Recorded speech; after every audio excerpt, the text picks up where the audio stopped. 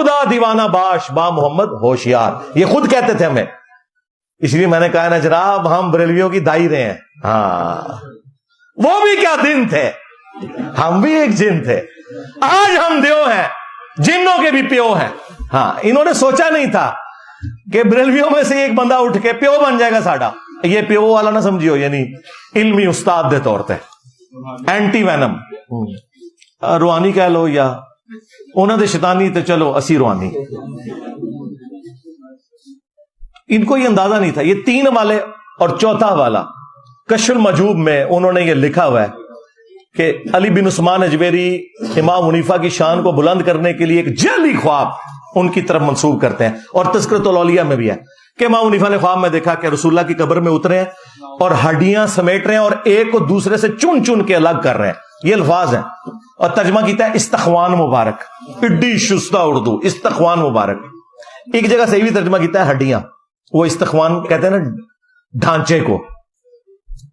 اور گھبرا کے اٹھے اور ابن سیرین سے پوچھا تو انہوں نے کہا نہیں، آپ نبی علیہ السلام کی سنتوں کو جمع کریں گے. اور سرکار پچھلے 1200 سال تو اسی لبدے پہ کہ وہ سنتاں کتنے جمع کی انہوں نے، وہ کتاب ذرا بکھاؤ کتنے ہے. امام بخاری امام مسلم نے جو جمع کیا وہ تو پڑھا ہوا ہے، امام حنیفہ کی کتاب کتنے ہے. یہ ہے ہی کوڑ سی، جھوٹ تھا. اور دوسرا مجھے بتائیں کیا اللہ تعالیٰ اپنے نبی کے بارے میں ایسا گستاخانہ خواب کسی کو دکھائے گا؟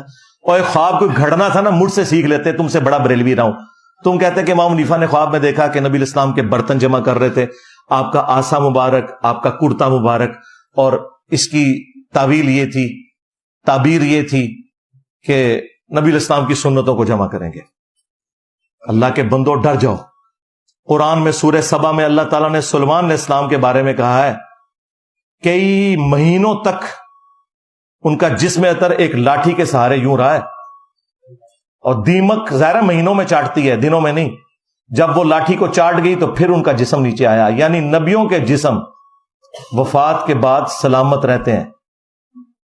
یہ قرآن میں اس عقیدے کی اصل موجود ہے. یہ میں منکرین حدیث کے لیے بات کر رہا ہوں. اور انبیاء کے وفاداروں کا اتنا مقام ہے کہ صحیح بخاری میں ہے کہ حضرت عمر کا پاؤں 70 سال کے بعد حجرہ عائشہ کی جب دیوار گری تو وہ باہر نکل آیا بالکل سلامت. پھر اندر کر کے تو وہ قبر کو ریپیئر کیا گیا. اور ابو داؤد کی وہ حدیث جس کے اوپر امت کا اتفاق ہے، سوائے امام بخاری نے اس میں اختلاف کیا ہے، لیکن امام بخاری خود بخاری میں حضرت عمر کے بارے میں یہ لے کے آئے ہیں. عقیدے کو وہ صحیح مانتے ہیں. ان اللہ حرم علی الارض ان تاکل اجساد الانبیاء، سنن ابی داؤد میں حدیث ہے. اللہ تعالیٰ نے حرام کر دیا ہے نبیوں کے حق میں کہ ان کے جسموں کو مٹی کھائے. اور جو اس روایت کے اوپر کلام کرتے ہیں وہ اس روایت کو صحیح سمجھتے ہیں. جس طرح ہمارے استاد شیخ زبیر علی صاحب، انہوں نے بھی فضل الصلاۃ علی النبی میں وہ لکھا ہے، جو مصنف ابن ابی شیبہ میں حضرت عمر نے جو خط لکھا تھا جب تستر نامی جگہ میں حضرت دانیال کا تابوت نکل آیا تو حضرت عمر نے خط لکھا کہ یہ اللہ کے پیغمبروں میں سے ایک پیغمبر کا تابوت ہے، اور نبیوں کے جسموں کو نہ مٹی کھاتی ہے، نہ درندے کھاتے ہیں، نہ آگ جلاتی ہے.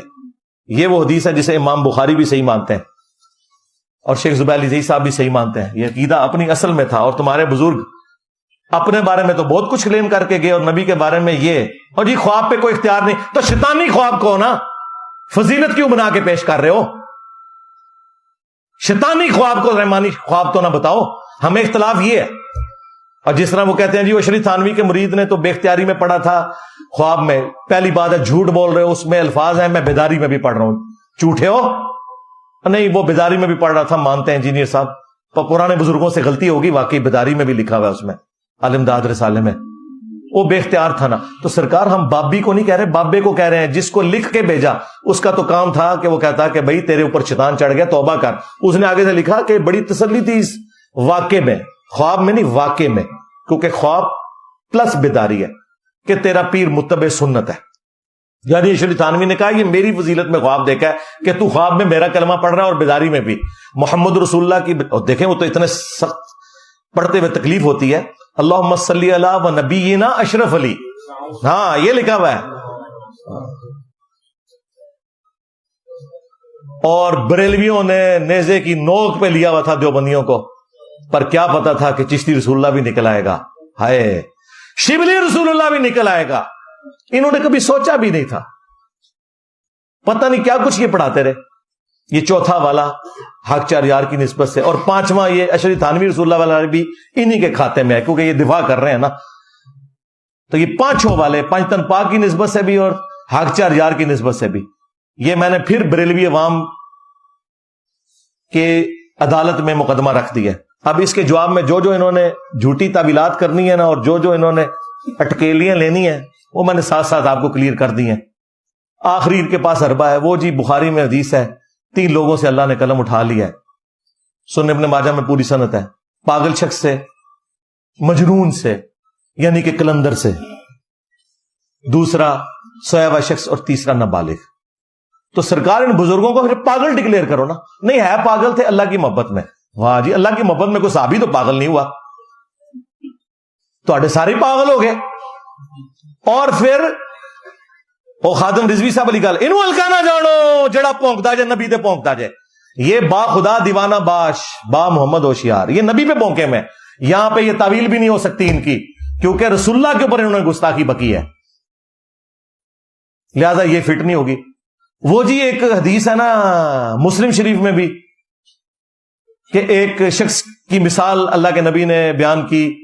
جب وہ ایک ریگستان کے سفر میں تھا، اس کی سواری گم گئی، موت کا انتظار کرنا شروع ہو گیا. اچانک سواری سامنے آ گئی، خوشی میں اس کی زبان سے نکلا کہ اے اللہ تو میرا بندہ میں تیرا رب. وہ کہتے ہیں دیکھیں ایک کلمات کفر بولے ہیں، نبی علیہ السلام نے اسے کافر نہیں کہا. بھئی نبی علیہ السلام نے ساتھ ہی فرمایا من شدت الفرح، خوشی کی شدت کی وجہ سے اس کی زبان لڑکھڑائی. یہ نہیں کہ پڑھ بیٹا میرے نام کا کلمہ. دیکھیں یہ اپنے بابوں کو بچانے کے لیے، اور وہ اس نے ایک دفعہ ہی ہوا اس سے، اور زبان لڑکھڑائی. اس کے اوپر تو کوئی گرفت نہیں ہے.